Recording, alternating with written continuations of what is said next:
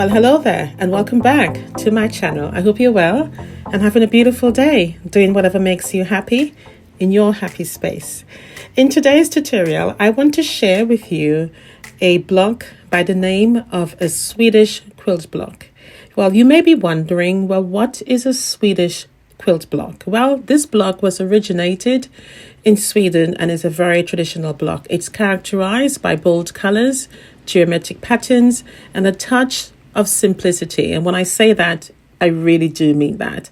So this has been around for some time now, and it can be revealing in terms of using it as a one block wonder, as demonstrated here. So join me today as I show you how to create this stunning quilt block that's so simple and yet so divine that you can get this done in a day. So let's get started. Share with me down below what you think of this beautiful Swedish block, and I look forward to hearing from you. So if you're interested in this pattern, it will be linked down below so that you can enjoy. It comes together extremely quickly. So let's get started. All right, guys, so to get started, I have already cut all of my desired amount of squares that I need to make my Swedish block. And I'm going to be working with these two here. As you can see, I have different contrasting colors, and I'm going to consider this my low value and this is my high value. And obviously I have my background squares here. We will be comprising these using half square triangles as usual. Half square triangles are brilliant ways to expand your repertoire when making stars or any other block that you so desire. It's really versatile and able to, as I said, expand your quilt block knowledge. So we're going to start by doing half square triangles on these, and I'm going to, in this instance here, I'm going to draw the line on the back of the darker fabric rather than the white. Now, when you choose your colors, be mindful of making sure that the contrast is there. I always say that in my quilt tutorials, because I just feel sometimes that some people always miss the opportunity. And be reminded that the best thing to do is to always take a picture with your camera, and when you do that, go to edit, and then that way you can choose whether or not you want to see it in black and white. So when you do that, when you choose black and white, it always gives you the clearest way of seeing which is dark in lights and mediums. All right. So we're going to do this front sides together and make half square triangles for this block.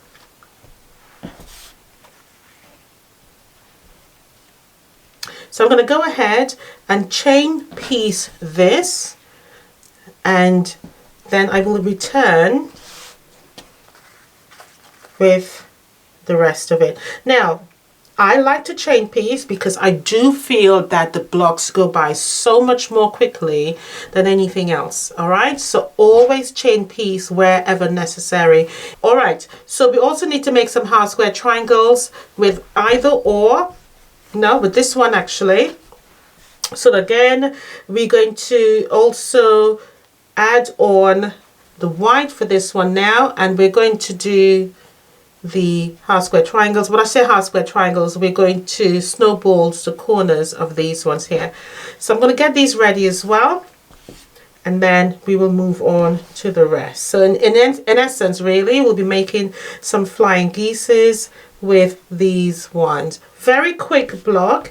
I mean, once you get all of your cuts ready, you can literally sit there and make all of them. And this is why I'm putting it on the mat, the cutting mat, so I can sit there and do all of it in one go. Again, for the same thing, you will draw a line there and fold it back just as you've made flying geeses before.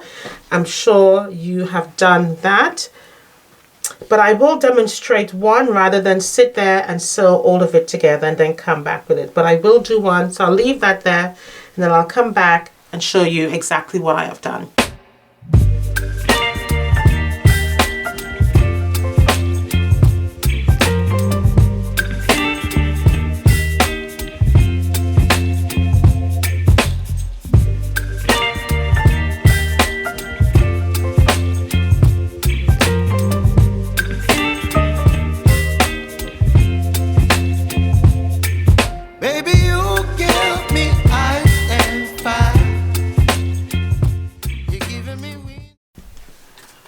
Okay, so after chain piecing these, I thought I'll get started on this one. Now before I do that, I wanted to just demonstrate making these huge flying geeses.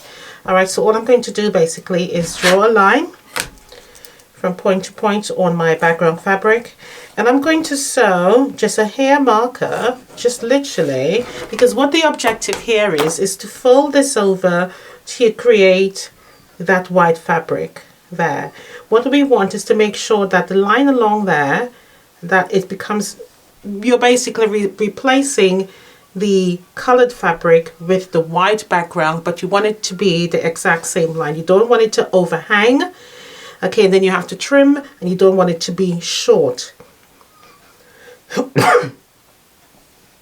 So what we're going to do is draw the line, and we're going to sew just literally just a thin imaginary line beyond that line. So once you fold it over, you have that leverage to go right to the end. Okay, now you could sew on the line and try it and see if it comes out. Okay, but normally I would sew sort of thread thickness, yeah, right to the edge of that drawn line that I have just made. So I'm going to do that to all 4 of them. So I'm going to do one first, and then fold it over, and then do the other one. So once I've drawn the first one, I am going to trim this excess away because we don't need it.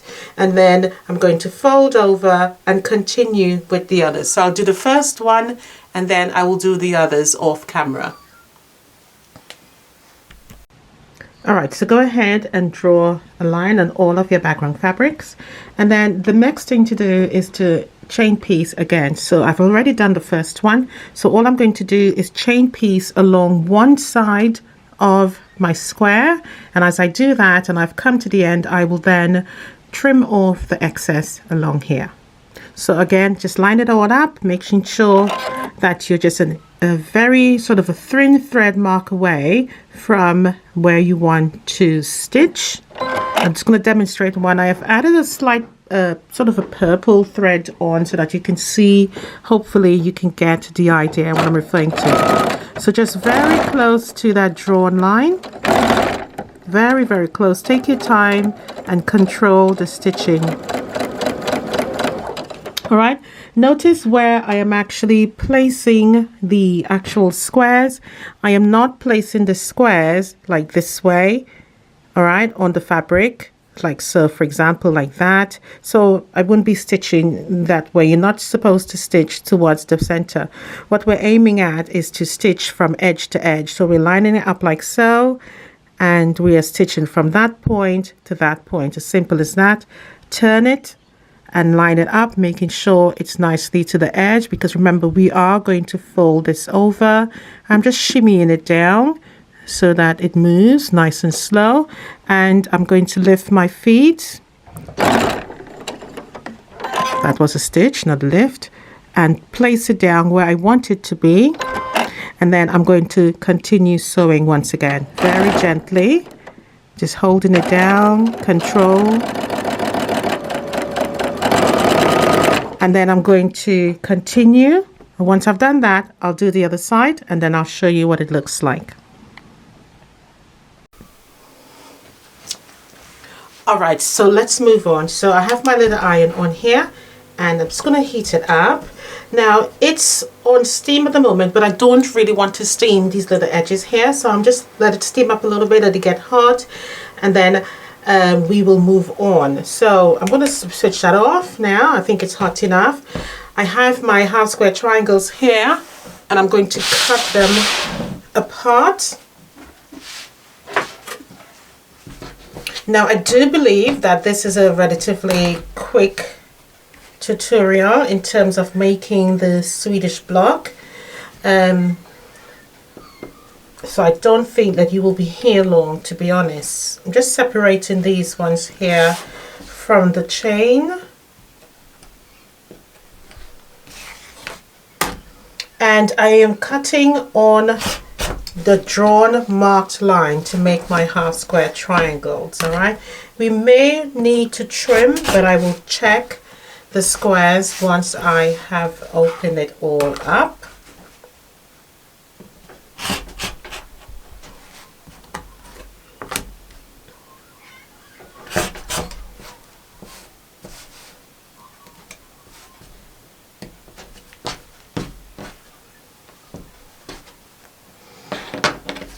Alright, so once that is done, we are now going to open up our flying geese. So ideally this is what you'll be making, like a little house, and once you've done that, you're just going to press that open. I don't necessarily like to put steam on these because I do find it slightly distorts the edge of the fabric. So I just like to put a very warm iron on them. I only will sort of add steam when the block is fully made. So we will need to trim these down to a particular size, and just remember that you put the colored fabric on that side, on the gray side, so you're folding it over because we don't want the white to peep through. So normally the easiest way to achieve that is to put the white down first rather than putting the gray down or whatever color you're using. So white goes on your board and then you press it back. A lot more simplified, to be honest, but important to not to show it through, because we do this for those of you who are new to quilting. We do this so that we don't see that seam line at the back of the white fabric, which can show up and look a bit odd, especially if you're using a thinner fabric, which can happen. But if you're not too bothered about that, then you don't really have to. But it all depends on the outcome and how you feel about your outcome of your quilt. All right, so just press that, get everything together looking nicely. I'm going to put this to the side, because even though with that little iron, even though the steam comes on and off, it can still be on. So I'm just going to pack these up here, and then I need to measure down my blocks, trim my half square triangles, and then I will get back to you.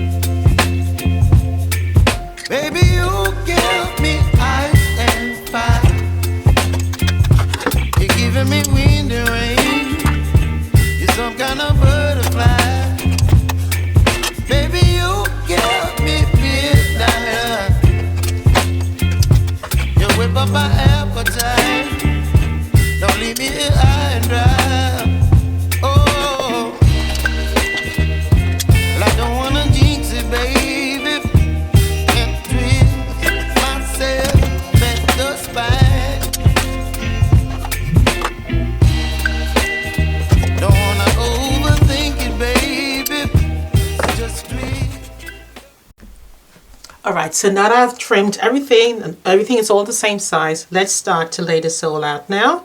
So I'm going to start with my block there, and I'm going to put my center block there. I think I'm going to do this on the table because I think I would need the space. So that there.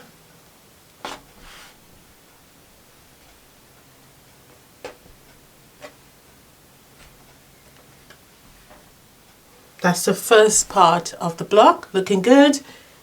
Happy with that, coming together nicely. All right, so the next step is to add our darker squares in the middle.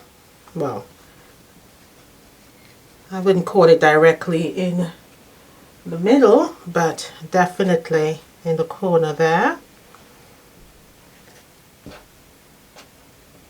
And again, contrasting fabric here is very important because we want the block pattern to show through.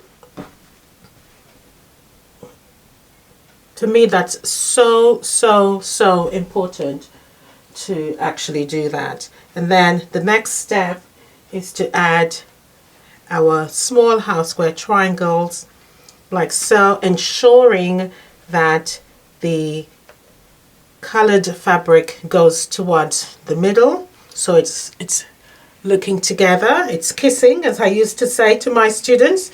Make sure the fabrics are kissing.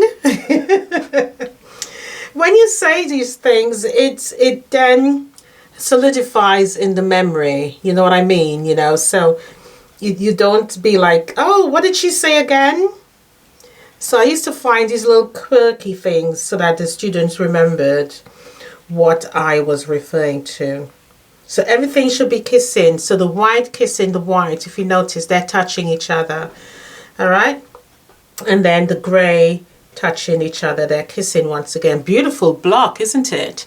And then the next one, the last squares, of course, fits into the blank spaces, which is quite obvious.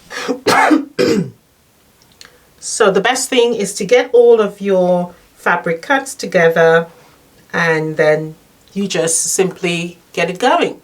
Beautiful. Love the colors. Love the colors.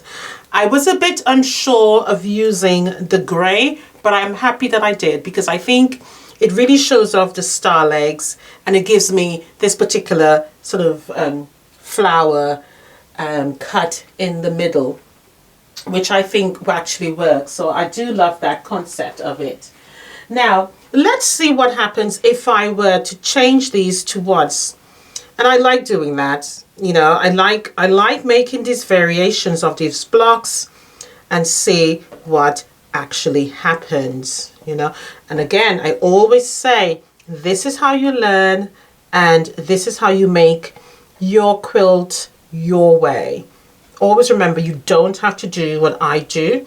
I am just showing you my interpretation, or what I see it to look like. Okay, and again, I can see I get a little star in the middle there. All right, but this is not what we're going for, which is good.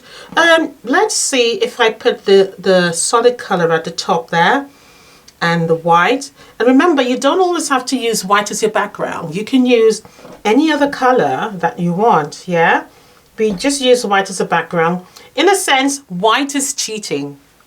I always say that, white is cheating, because you know most high and low contrast of colors will definitely work with white. All right, but I think to really get strong color palettes, it's good to try different colors. And again, that looks all right. Again, I think if it wasn't white and if it was a more stronger color, it would definitely show up. So let's say we had a pale blue in the middle there, it's taken over or replacing the white, would have really shown that. Really beautiful. So in a sense, you can use sort of a high contrast, a very high contrast here, and you can use a medium contrast or a low contrast here for the white, and you can use a medium there. So which really will stand out, because at this point the high contrast here, the gray, is quite strong. All right, but let's put it back in the way it was supposed to be, and then we will start now to think about how we're going to finally sew this together. All right, so we're going to swap these around as usual. And when you play around with your blocks like this is because you're going to remember what it's supposed to look like, isn't it? Because you've taken the opportunity to move things around, and now you've got to figure it back out as to where you're going to put the placement. So again, let's swap the legs around, or our little houses around, and turn them the right way up to get our Swedish block. Okay, so that is where we started, and this is where we're going to stay. So this is our block. So what I'm going to do now is to sew this together. Love the block. And every time I make it, I look at it in the camera just to see the difference.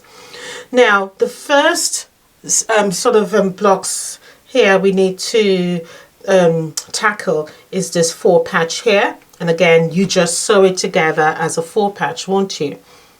Okay, always break it down. It's like math. Just break it all down so that it makes sense to you. Don't try to tackle the whole thing in one go. Again, this 4 patch here, and always separate it so that the eyes can see you know, exactly where you're going with it, you know. So 4 patch, 4 patch, all right. Once we're done, then we join these two together. So we make a row, and then we will sew together this row, and we'll do the same for these 3 underneath the hair. And basically, we're just sewing it together as we would a 9 patch, which makes it a lot more easiest option to do rather than trying to figure it out. Always just break it down. All right, so I'm going to go ahead and sew the blocks together now, or the mini blocks together, to form our large quilt block. And then I'll come back and present the whole thing to you and see if it needs trimming up, etc.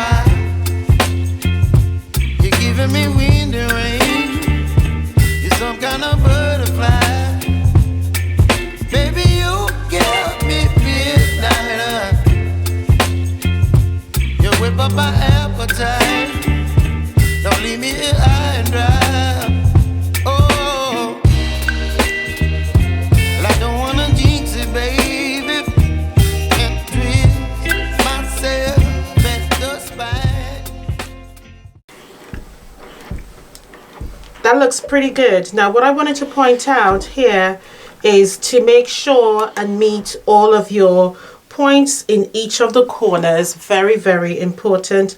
I managed to get all of mine really nicely, and I think that absolutely makes it looks good. Make sure you nest the seams in this one. I do feel that when you do nest your seams, you do get the points matching really beautifully. But other than that, it looks absolutely gorgeous. I am loving this Swedish block. Definitely nice. So I also note that I don't seem to need to trim anything. All of the edges looks really nice and even. The block is nice and square.